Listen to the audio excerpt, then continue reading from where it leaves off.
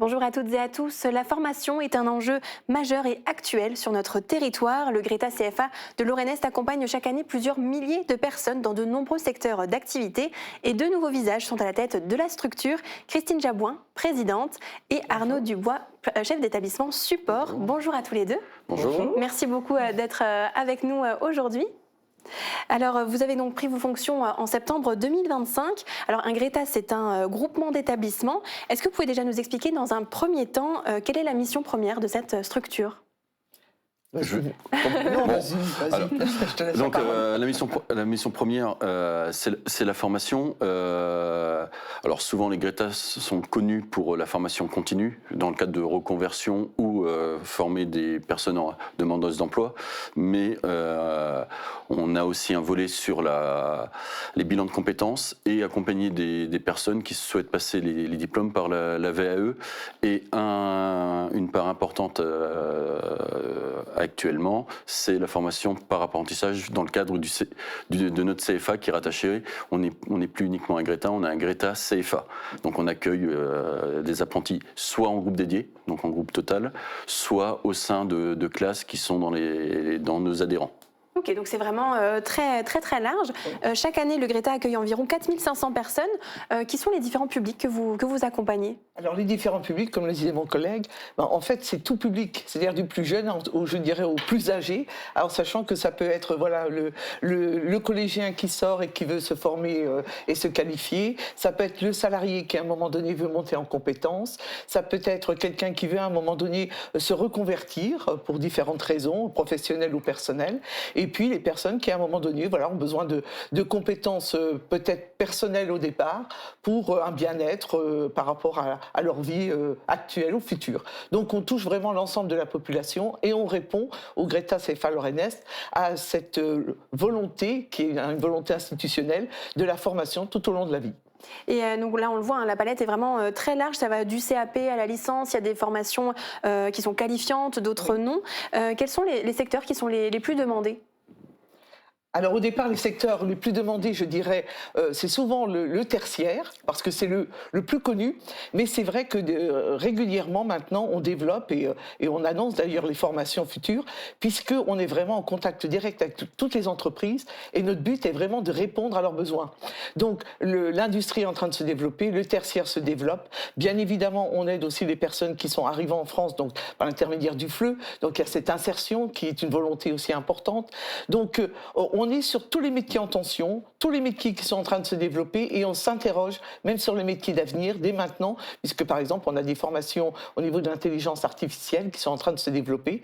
Donc voilà, on est sur tous les secteurs, mais vraiment notre but c'est d'être en lien direct avec les besoins des entreprises. Oui, justement pour proposer des formations et qu'il y ait quelque chose après de l'emploi véritablement par la suite. C'est-à-dire que quand on ouvre la formation, on se pose aussi la question de l'employabilité. C'est-à-dire que s'il n'y a pas une demande locale de la part des entreprises sur le territoire du Greta Lorraine-Est, on ne va pas ouvrir. L'objectif, c'est quand même que la personne qui vient chez nous, derrière, on puisse l'accompagner. Il y a des modules d'accompagnement vers l'emploi. Et l'objectif, c'est vraiment qu'il soit dans l'emploi. Effectivement, les métiers de l'industrie sont une part importante où il y a de l'emploi. Ils ne sont pas obligatoirement les plus valorisés ou ceux qui intéressent le plus, que ce soit les jeunes ou les personnes qui sont en reconversion, mais c'est là qu'il y a un vrai gisement d'emploi et effectivement on répond aux demandes et les entreprises reviennent vers nous pour nous dire voilà, on a besoin de tel type de formation, effectivement soit qualifiante, soit diplômante, ou répondre à un besoin spécifique sur des certifications particulières. Et un point supplémentaire, c'est aussi par exemple sur l'industrie, c'est vraiment de montrer aux gens que l'industrie n'est plus du tout ce que les gens en ont comme stéréotype. C'est que vraiment, voilà, il y a une évolution énorme au niveau technologique, la féminisation des métiers est quand même présente. Et le Greta a cette force aussi de pouvoir montrer aux gens la palette, je dirais, très très diverse au niveau de l'industrie comme dans tout secteur. Et comment ça se passe un petit peu dans les coulisses quand il y a des nouvelles demandes de formation, notamment par rapport à l'intelligence artificielle? J'imagine qu'il faut former des gens pour former ensuite les autres personnes. Alors, on a quand même, voilà, on est un groupement d'établissements. Donc déjà, au sein de tous ces établissements, il peut y avoir déjà des compétences qui sont déjà développées, qui sont reconnues. Donc on va chercher à la source, déjà. Et puis de là, on forme nos formateurs pour qu'ils deviennent eux-mêmes experts et que de là, ils puissent former ensuite les gens qui viennent nous solliciter pour ce genre de formation. Donc il y a vraiment une auto-formation qui se fait. Et sinon, par l'intermédiaire de l'éducation nationale, on a aussi des experts qui peuvent venir du territoire ou même du national pour nous aider justement à avoir cette expertise et pouvoir dispenser après des formations de qualité. Et il y a aussi des formations qui sont proposées au sein même des entreprises. C'est un modèle qui est de plus en plus demandé?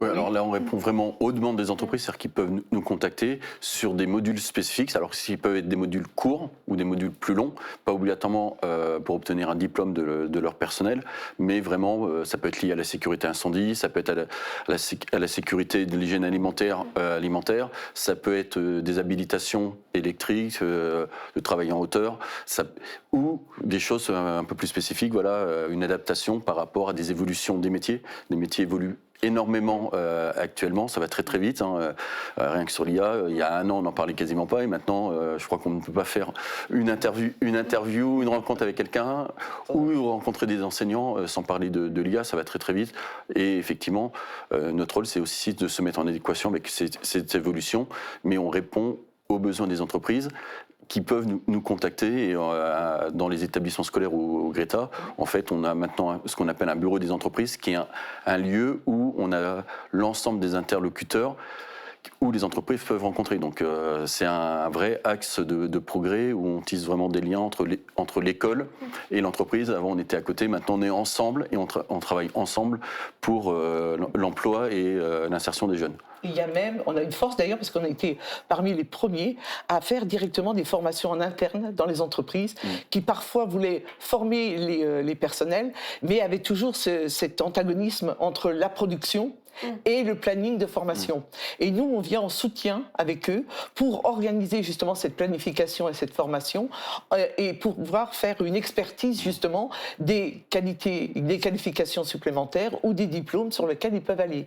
Et cette structuration-là, on est en train aussi de la développer avec les entreprises et aussi des plateaux techniques, puisque maintenant, il y a des formations où le Greta ne va pas forcément investir directement, mais on est vraiment en rapport direct avec les entreprises et on va former, par exemple, nos apprentis ou des salariés directement dans les entreprises elles-mêmes pour pouvoir vraiment être au contact des technicités qui sont dans leur entreprise. Et ça, c'est quelque chose qui est une plus-value énorme, pour chacun d'ailleurs. Et donc Christine Jabouin, vous êtes la nouvelle présidente donc, du Greta CFA de Lorraine Est. Quelles sont vos ambitions justement pour ce Greta ? Alors l'ambition, c'est vraiment déjà, de montrer la richesse, voilà, de montrer que nous ne sommes plus uniquement tournés vers la reconversion ou les adultes, ce qui est un point très important, mais voilà, qu'il y a tout ce panel-là de la jeunesse jusqu'aux plus âgés. Montrer aussi qu'il y a un réel développement qui va dans tous les secteurs et qu'on est vraiment, déjà, je dirais, on est tous de l'éducation nationale. Donc, on est tous des pédagogues. Donc ça, je pense que c'est quelque chose à montrer, à faire savoir. On est vraiment au cœur de nos métiers quand on est dans la formation et quand on accompagne les gens dans l'insertion ou autre. C'est notre cœur de métier, de les faire progresser et de les emmener vers l'employabilité.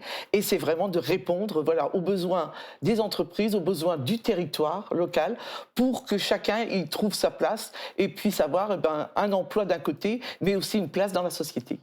Donc vous êtes tous les deux des chefs d'établissement, notamment Arnaud Dubois, vous êtes le proviseur du lycée Henri Nominé de Sarreguemines, l'un des établissements partenaires et même le siège du Greta. Est-ce que cette double casquette vous permet justement de comprendre mieux les jeunes qui peuvent parfois être en décrochage scolaire et pour mieux les accompagner ensuite ? Effectivement, le lycée nominé est le siège, mais même si le lycée n'était pas le siège, effectivement, la force du Greta et de nos lycées adhérents, c'est d'avoir des jeunes qu'on connaît, Et effectivement, quand ils sont en apprenti, on peut les rebasculer si à un moment il y a une difficulté avec l'entreprise ou les modalités de formation ne sont pas les bonnes, on peut rebasculer en scolaire. Donc c'est une force du Greta Lorrainès de pouvoir s'appuyer sur ses adhérents. L'objectif, effectivement, c'est que tout jeune, à un moment, ait un diplôme le plus rapidement possible et surtout qu'il ait un emploi à l'issue. Effectivement, c'est plus simple d'avoir un jeune entre les mains que d'aller le rechercher quand il est en décrochage, on ne sait pas trop où il est et c'est beaucoup de temps et d'énergie, alors que voilà, c'est vraiment une force sur le décrochage qu'on puisse accompagner les jeunes et les avoir sur ces deux entités qui sont proches. On est vraiment dans la sécurisation des parcours.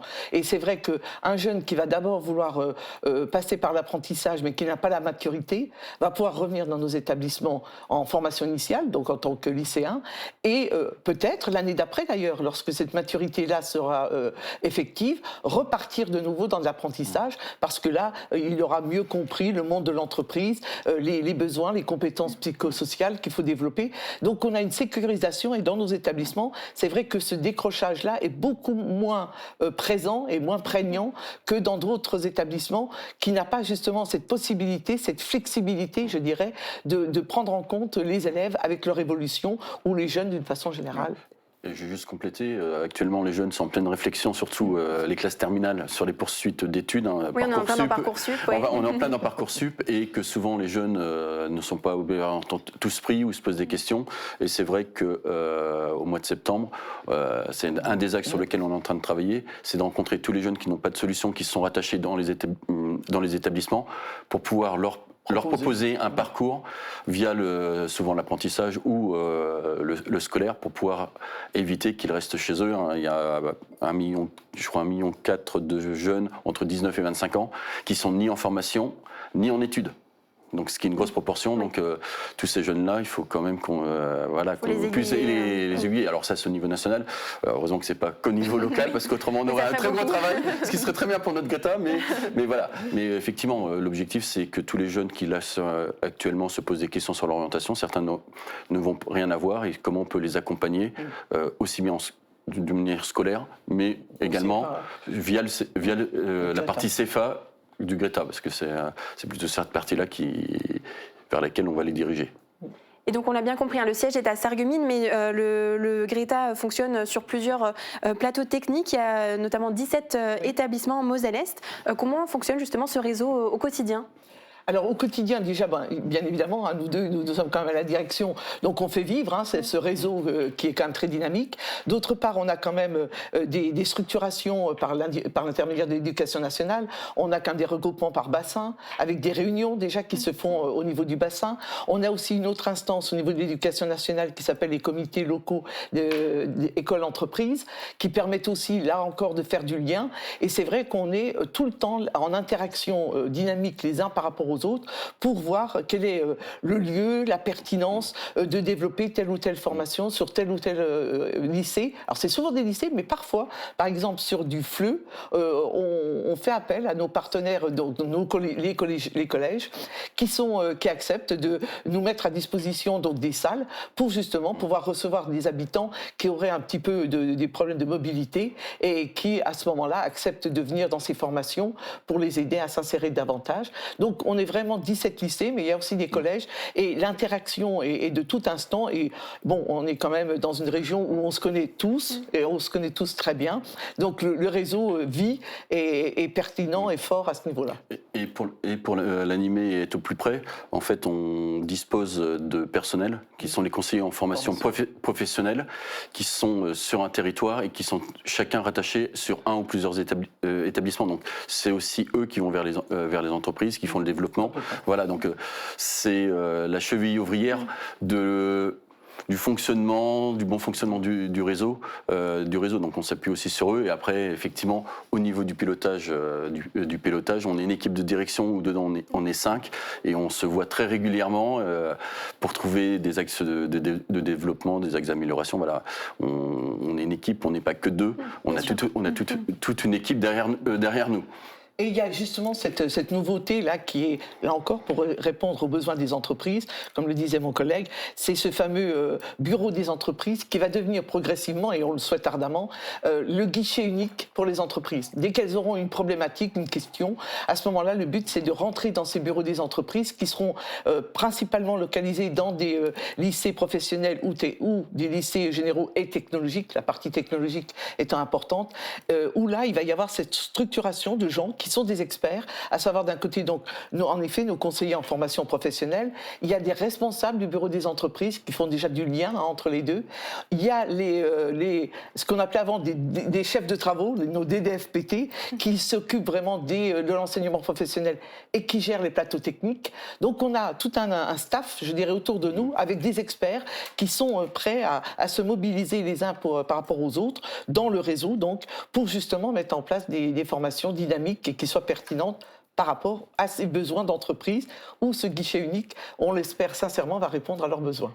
Alors en ce moment, il y a des portes ouvertes qui sont justement organisées sur les différents sites, notamment à Sarreguemines et à Bitche. À qui est-ce qu'elles s'adressent ? Tout le monde. C'est-à-dire aussi bien aux collégiens qui vont à un moment donné se poser la question que fais-je l'année prochaine. Ça peut être aussi donc certains élèves qui sont en seconde ou en première et qui se cherchent, qui n'ont pas vraiment trouvé de place forcément, parfois dans la voie générale, pour leur dire qu'il y a des voies technologiques qui existent, il y a des voies professionnelles qui offrent des places avec des poursuites d'études, parce que ça aussi c'est pas forcément connu. Les baccalauréats professionnels amènent aussi à des études supérieures, dans notre Greta ou en formation initiale d'ailleurs. Et puis les parents, on se rend compte que par l'intermédiaire aussi des portes ouvertes, les parents justement qui s'interrogent sur leurs compétences, vouloir peut-être valoriser des compétences qu'ils ont pu avoir dans l'entreprise ou se reconvertir, ils nous posent des questions au moment-là et bien évidemment on est là pour y répondre par l'intermédiaire de nos établissements scolaires et du Greta. Et si les téléspectateurs sont intéressés, toutes les dates sont à retrouver sur le site justement du Greta de Lorraine-Est à l'adresse qui s'affiche. Concrètement, pour expliquer un petit peu quand une personne pousse les portes d'un établissement du Greta CFA, comment est-ce que ça se passe quand il est accueilli la première fois ? Il y a des entretiens, comment est-ce qu'il est guidé ensuite ? Alors il y a des entretiens en effet, puisque par l'intermédiaire de nos conseillers en formation professionnelle qui ont l'habitude, d'abord le but c'est vraiment de comprendre la personne, de comprendre ses besoins, ses attentes, qui parfois sont difficiles à être verbalisées. Chacun a des envies, mais c'est pas forcément tout de suite, on ne pose pas une porte en disant je veux telle formation. C'est je me sens pas bien ou j'ai besoin de ceci. Donc la première chose c'est d'arriver à faire émerger en fait des sources de formation par rapport à leurs besoins. Ça, c'est la première des choses. Et parfois, les gens, ou bien ils sont directement orientés vers une formation qualifiante ou professionnelle avec des compétences, ou parfois ils ont besoin d'abord de passer par des intermédiaires avec ces bilans de compétences qui vont pouvoir faire déjà un petit peu, je dirais, le diagnostic de leurs forces. Parce que souvent, ces gens-là n'ont pas toujours conscience qu'ils ont des forces obligatoirement en eux. Donc le but, c'est aussi de les valoriser à ce niveau-là et de leur dire que, par l'intermédiaire des bilans de compétences, on va pouvoir leur proposer telle ou telle formation, de telle ou telle façon, avec des modules courts ou des modules plus longs, avec un système d'apprentissage, un système de retourner dans le lycée ou d'aller dans les entreprises. Donc il y a vraiment une expertise et une écoute des gens. Je pense que là aussi, on est des pédagogues, donc notre force, elle est là aussi, c'est d'accompagner la personne. Oui, et pour compléter, toute personne qui contacte le Greta, obligatoirement, aura un entretien. Alors, quels que soient les canaux de communication, que ce soit via les réseaux sociaux, en directement au siège, par un appel, par un email, ou directement dans les établissements, il y aura toujours un interlocuteur qui va le recevoir dans un premier temps pour le diriger vers la bonne personne pour une prise en charge de qualité. Et pour quelqu'un qui aurait la volonté de se reconvertir et de reprendre une formation, mais qui n'oserait pas, peut-être par peur de se lancer, quel est le message que vous voudriez lui faire passer ? Il faut oser.